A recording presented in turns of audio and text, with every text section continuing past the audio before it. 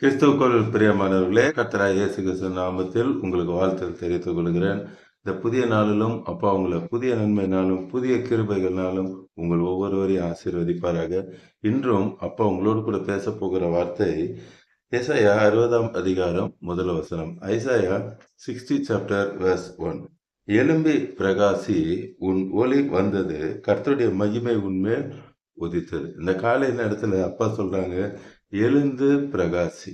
நீங்க இவ்வளவு நாள் என்னென்ன காரியத்துல விழுந்து போயிருந்தாலும் சரி, சிலர் பாவத்துல விழுந்திருப்பாங்க, சிலர் ரொம்ப சோர்வடைந்து விழுந்து போயிருப்பாங்க, சிலர் பயம் திகில் அடைந்து விழுந்து போயிருப்பாங்க, சிலர் தோல்வி அடைந்து விழுந்து போயிருப்பாங்க, சிலருக்கு நம்பிக்கை இன்மை போன்ற காரியங்கள் அநேக காரியத்துல விழுந்து போயிருக்கலாம். என் பிசினஸ்ல இனி ஒரு செழிப்பு வருமா வராதான்னு சொல்லி அநேக காரியங்களை சோர்வு அடைந்து நீங்க விழுந்து போயிருக்கலாம். இந்த காலை நேரத்துல அப்பா உங்களுக்கு கட்டளையா சொல்றாங்க, எழும்புங்க.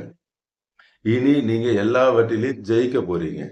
இவ்வளவு நாள் இருளானது உங்க வாழ்க்கையை மூடி உங்களை ஜெயம் பெறாதபடி தடுத்து கொண்டு இருந்தது. இந்த காலை நேரத்துல அப்பா சொல்றாங்க, அந்த இருள் எல்லாம் விலகும். அப்பாவோட வார்த்தைகள், எழும்பி பிரகாசி, உன் ஒளி. உன் ஒளினா யாரு? ஏசப்பா தான் ஒளியா இருக்காங்க. உன்னுடைய ஏசப்பா உன்னுடைய வாழ்க்கையில உங்க கூட வந்து உங்க வாழ்க்கையில இருக்கிற எல்லா இருள்களையும் நீக்கி, எல்லா போராட்டத்தையும் நீக்கி, நான் உனக்கு ஜெயம் தருவேன் என்று சொல்லுகிறார். ஆதியாகமம் 1ஆம் அதிகாரத்துல உலகத்தை படைக்கும் பொழுது இருளா இருந்தது. அந்த இருளை போக்குவதற்கு அப்பா தான் வெளிச்சமாய் அந்த இடத்துல வந்தாங்க. அதே போலதான் இன்னைக்கும் உங்க வாழ்க்கையில, உங்க பிசினஸ்ல எந்தெந்த காரியத்துல இருள் சூழ்ந்து இருக்கிறதோ அதை வெளிச்சமாக்குவதற்காக சர்வ வல்லமுள்ள தேவனாகிய கர்த்தராகிய இயேசு கிறிஸ்து அப்பா வரப்போறாங்க. உங்க லைஃப்ல வந்து உங்களை ஆசீர்வதிக்க போறாங்க. கர்த்தருடைய மகிமை உன்மேல் உதித்தது. அப்ப இவ்வளவு நாள் உதிக்காது இருந்த அந்த மகிமை இன்று இந்த நொடி முதல் உங்க லைஃப்ல உதிக்க போகிறது. இதோ இருள் பூமியையும் காரிருள் ஜனங்களையும் மூடும். ஆனாலும் இந்த உலகத்துல எல்லாருக்கும் பிரச்சனை வரும், போராட்டம் வரும், எல்லாம் வரும். ஆனா அப்பா சொல்றாங்க, அவங்களுக்கு வரும், உங்களுக்கு வராது. பிசினஸ் எல்லாருக்கும் டல்லா இருக்கும். இந்த சீசன்ல எல்லாருக்கும் டல்லா தான் இருக்கும்னு சொல்லுவாங்க. ஆனா அப்பா சொல்றாங்க, அந்த சீசன்ல எல்லாருக்கும் டல்லா தான் இருக்கும். ஆனா உங்களுக்கு டல்லா இருக்காது. உங்களை பிரகாசிக்க பண்ணுகிறது உங்க கூட இருக்கிறது கர்த்தர்.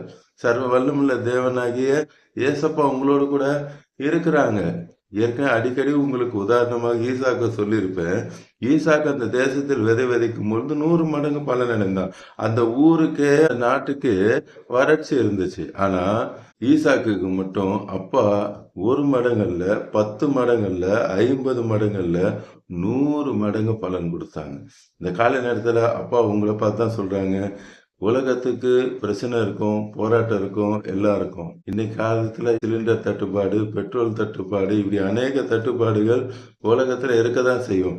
கர்த்தருடைய பிள்ளையாகிய உங்களுக்கு ஒரு தட்டுப்பாடும் வராது. நாட் ஒன்லி இந்த சிலிண்டர் பெட்ரோலுக்கு மாத்திரமல்ல, உங்களுக்கு எந்தெந்த காரியத்துல தட்டுப்பாடு இருக்கிறதோ, அது பண தட்டுப்பாடா இருக்கலாம், சமாதான தட்டுப்பாடா இருக்கலாம். எந்தெந்த காரியத்துல உங்களுக்கு இல்லை என்று நினைத்தீர்களோ, இந்த காலை நேரத்துல அப்பா தீர்க்க தரிசனமாய் சொல்லுகிறார், உங்களுக்கு எல்லாவற்றையும் கொடுக்க அப்பாவுக்கு வல்லமை உண்டு. இந்த நொடி முதல் நான் உங்களுக்கு கொடுத்து உங்களை ஆசீர்வதிப்பேன் என்று சொல்லுகிறார். உங்க குழந்தையின்மை என்ற பிரச்சனை இன்றோடு ஒரு முடிவுக்கு வருகிறது. அப்பா உங்க வாழ்க்கையில அற்புதத்தை செய்ய போறாங்க. உங்க பிள்ளைகளுக்கு திருமணம் ஆகவில்லை என்று வேதனையோடு கூட வருத்தத்தோடு பார்த்து கொண்டிருக்கிறீங்க. அப்பா நல்ல செய்திகளை இந்த மாதத்துல உங்களுக்கு தரப்போறாங்க. அற்புதங்கள், அதிசயங்கள் நடக்க போகிறது. என் பிள்ளைகள், என் பெற்றோர்கள் உடல்நல குறைவுல இப்போ பாரு டாக்டர் வீட்டுக்கு போயிட்டே இருக்கிறோம், எங்களுக்கு ஒரு விடுதலை இல்லையேன்னு சொல்லி வேதனையோடு கூட பார்த்து கொண்டு இருக்கிறீங்க. இந்த காலை நேரத்தில் அப்பா சொல்றாங்க, எவ்வளோ பெரிய வியாதியா இருந்தாலும் அதை மாற்ற அப்பாவுக்கு வல்லமை உண்டு. மரித்த லாசருவையே உயிரோடு எழுப்பின தேவன் அப்பாவுக்கு இது லேசான காரியம். உங்க பிள்ளைய ஐசியூல இருந்து கூட்டு வர அப்பாவுக்கு முடியும். உங்க பெற்றோரை ஐசியூல இருந்து கூட்டு வர அப்பாவால முடியும். உங்க சொந்தக்காரர்களை ஐசியூல இருந்து கூட்டு வர அப்பாவுக்கு முடியும். ஆக்சிடென்ட் ஆகி நொறுங்கி போயிருக்கிறாங்க, ஜீவன் கிடைச்சா போதும்னு நினைக்கிறீங்க. இல்ல, அப்பா திரும்பவும் பழையபடி அவர்களை மீட்டெடுக்க வல்லமை உடையவரா இருக்கிறார். உங்களுக்கு விரோதமாய் அநேக மந்திர தந்திரங்கள், செய்வினைகள் உங்கள் குடும்பத்தையே அழிப்பதற்காக செயல்பட்டு கொண்டிருக்குன்னு பயந்து கொண்டு இப்ப பார்த்துக்கிட்டு இருக்கிறீங்க.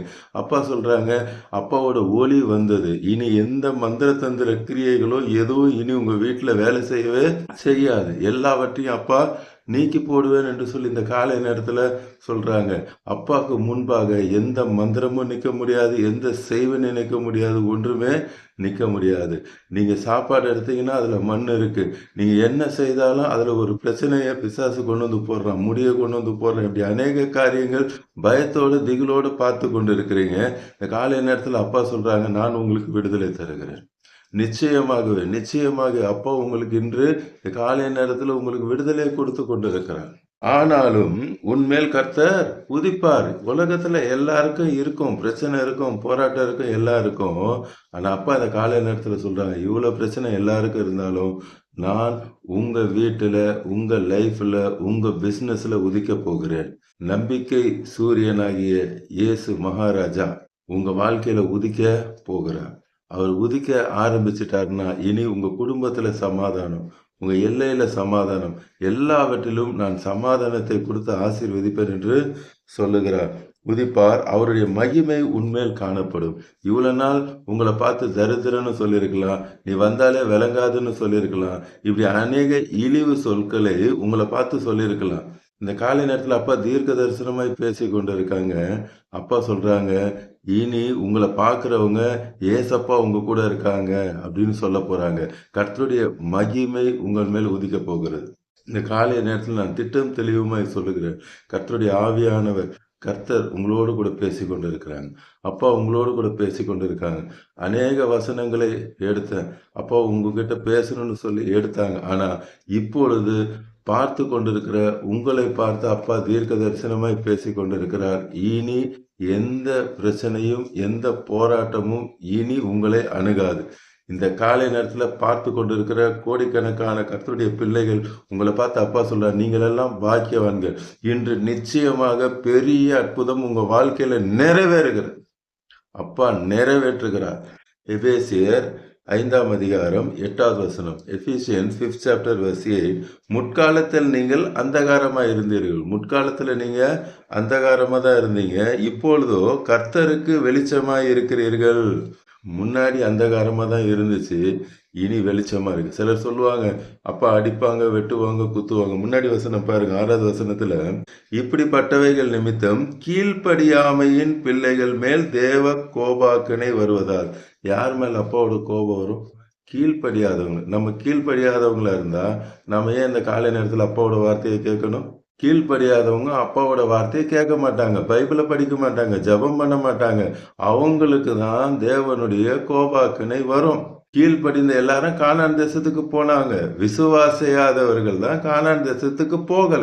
இன்னைக்கு விசுவாசிக்கிற நீங்கள் பைபிளை படிக்கிறீங்க, ஜெபம் பண்றீங்க, அப்பாவுடைய வார்த்தையை கேட்கணும். இந்த காலை நேரத்தில் அப்பா என்னோட என்ன பேசுவாங்கன்னு சொல்லி எதிர்பார்த்து கொண்டு இருக்கிறீங்க. உங்க மேல தேவ கோபாக்கனே வராது. உங்களுக்கு விரோதமா யார் எழும்பி இருக்கிறார்களோ அவர்கள் மேல்தான் தேவ கோபாக்கனே வரும்.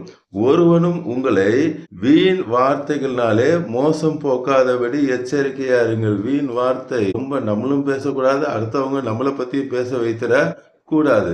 பேசுகிற வார்த்தை எல்லாம் பக்தி விருத்திக்கு ஏதுவான வார்த்தையை, வாக்கு தத்துவத்தை பேசுங்க. அப்பா என்னை வாழாக்காம தலையாக்குவாங்க, நான் கீழாகாமல் மேலா இருப்பேன், நான் நல்லா இருப்பேன், பூமியில் உள்ள சகல ஜாதிகளையும் நான் மேன்மையா இருப்பேன் என்று சொல்லி நல்ல வார்த்தைகளை, விசுவாசமான வார்த்தைகளை பேசுங்க. கடைசியா ஏசாயா 60ஆம் அதிகாரம் 20ஆம் வசனம். ஐசாயா 60:20. உன் சூரியன் இனி அஸ்தமிப்பதும் இல்லை, உன் சந்திரன் மறைவதும் இல்லை, கர்த்தரே உனக்கு நித்திய வெளிச்சமா இருப்பார். அல்லேலூயா. இந்த காலை நேரத்துல அப்பா சொல்றாங்க, சூரியனு சந்திரம் அதெல்லாம் இன்னைக்கு உங்களுக்கு வெளிச்சமா இருக்காதுங்க.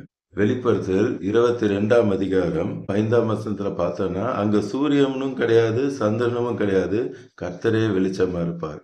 இங்கேயும் அதே தான் சொல்றாங்க, கர்த்தரே உனக்கு நித்திய வெளிச்சமா இருப்பார், உன் துக்க நாட்கள் இன்றோடு முடிந்து போகிறது.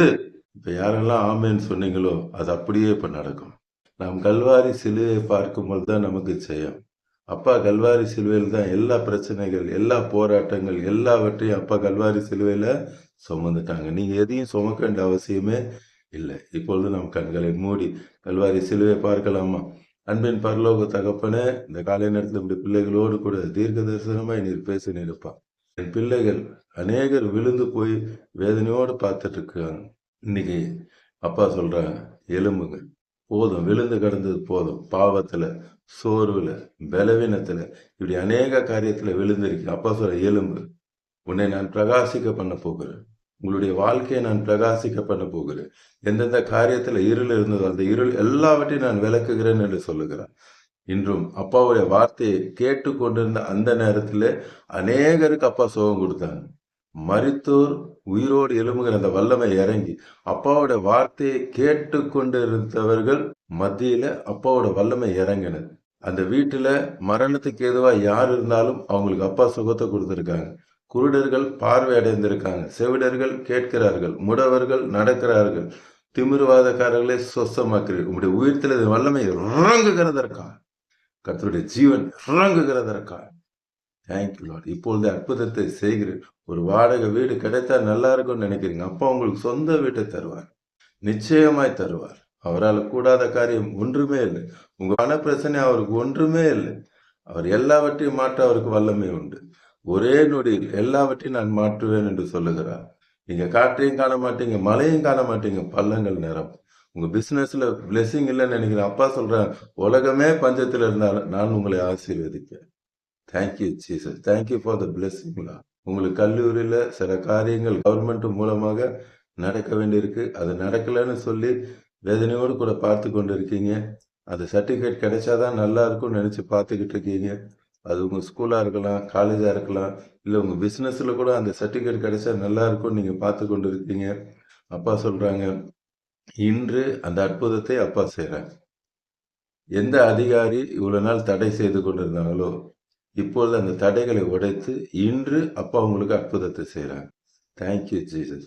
இப்பொழுதும் பார்த்து கொண்டிருக்கிற கோடிக்கணக்கான அப்படி பிள்ளைகள் என்ன அற்புதம் வேண்டும், அதிசயம் வேண்டும் என்று சொல்லி பார்த்து கொண்டு இருக்கிறாங்களோ அவர்களுக்கு எல்லாவற்றையும் இந்த நேரத்தில் நீங்க செஞ்சிட்டீங்கப்பா.